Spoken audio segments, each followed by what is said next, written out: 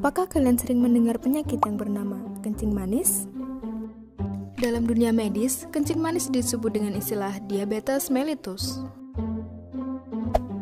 Kencing manis atau diabetes mellitus merupakan suatu keadaan di mana kadar gula di dalam darah melebihi batas normal.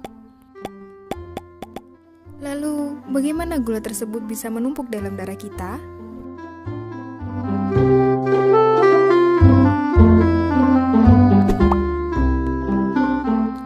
Saat kita mengonsumsi makanan yang mengandung karbohidrat atau gula seperti nasi, roti, dan lainnya, karbohidrat tersebut akan dipecah menjadi karbohidrat sederhana yaitu glukosa.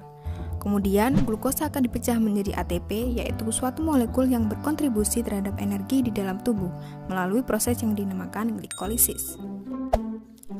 Ketika jumlah glukosa dalam darah kita sudah cukup, pankreas akan mengeluarkan hormon insulin yang mengubah glukosa menjadi molekul glikogen agar bisa disimpan di dalam hati dan otot. Saat dibutuhkan, glikogen tersebut akan diubah kembali menjadi glukosa untuk diubah menjadi energi melalui suatu proses yang dinamakan glycogenesis dengan bantuan hormon insulin. Diabetes mellitus dibagi menjadi dua tipe, yaitu tipe 1 dan tipe 2. Tipe 1 disebabkan karena ketidakmampuan pankreas dalam menghasilkan insulin, sehingga kadar insulin bisa terlalu sedikit bahkan tidak dihasilkan sama sekali, sehingga gula yang ada di dalam tubuh kita tidak dapat diolah oleh sel tubuh kita, baik untuk diubah menjadi energi atau disimpan di dalam hati dan otot. Sedangkan pada tipe 2, insulin dihasilkan, tapi sel-sel tubuh kita kurang sensitif terhadap hormon insulin yang ada, sehingga kadar insulin yang dibutuhkan harus lebih banyak atau bahkan tidak dapat digunakan sama sekali. Dan hasilnya pun sama, gula tidak dapat diolah ke dalam sel tubuh, sehingga gula di dalam aliran darah akan meningkat terus-menerus seiring dengan makanan yang kita konsumsi. Lalu, siapa saja yang berisiko terkena diabetes mellitus? Seseorang yang memiliki faktor keturunan, gaya hidup yang kurang sehat seperti merokok, minum alkohol, dan sering mengonsumsi makanan yang banyak mengandung gula, kurang beraktivitas dan olahraga, usia lebih dari 40 tahun.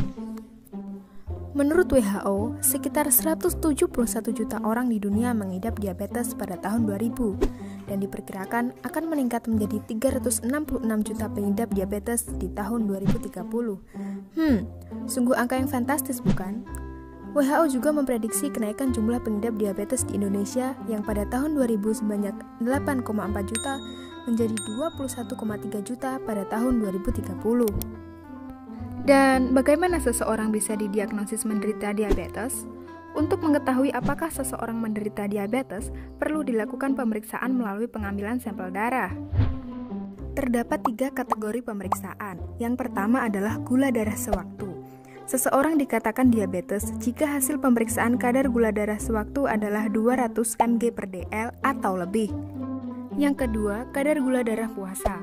Seseorang dikatakan diabetes jika hasil pemeriksaan kadar gula darah puasa adalah 126 mg/dl atau lebih. Dan yang ketiga adalah gula darah postprandial. Seseorang dikatakan diabetes jika hasil pemeriksaan kadar gula darah postprandial adalah 200 mg/dl atau lebih.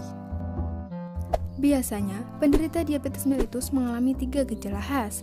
Gejala ini disebut trias gejala diabetes. Di antaranya adalah polifagi, polidipsi, dan poliuri. Polifagi atau banyak makan disebabkan karena sel tidak dapat mengubah gula menjadi energi, sehingga sel menjadi kekurangan energi dan kelaparan. Maka otak akan menanggapi kondisi ini dengan sensasi lapar yang membuat penderita diabetes banyak makan. Akibatnya, gula dalam darah terus meningkat tetapi tidak bisa diolah, sehingga penderita diabetes banyak makan, tapi berat badan tidak bertambah, bahkan cenderung menurun. Gejala kedua adalah polidipsi. Polidipsi atau banyak minum disebabkan karena darah yang terlalu kental akibat gula. Sistem keseimbangan tubuh secara otomatis akan mengurangi kepekatan darah dengan meningkatkan asupan cairan, sehingga penderita akan banyak minum. Gejala yang ketiga adalah poliuri. Poliuri atau banyak kencing disebabkan karena penderita mengalami polidipsi atau banyak minum, maka otomatis penderita diabetes akan sering kencing. Selain trias gejala tersebut, gejala lain yang muncul antara lain penglihatan kabur, luka sulit sembuh, lemas, dan berat badan turun drastis.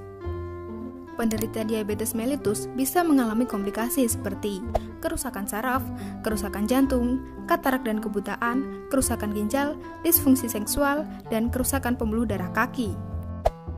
Apakah kalian tahu bahwa penyakit diabetes tidak dapat disembuhkan?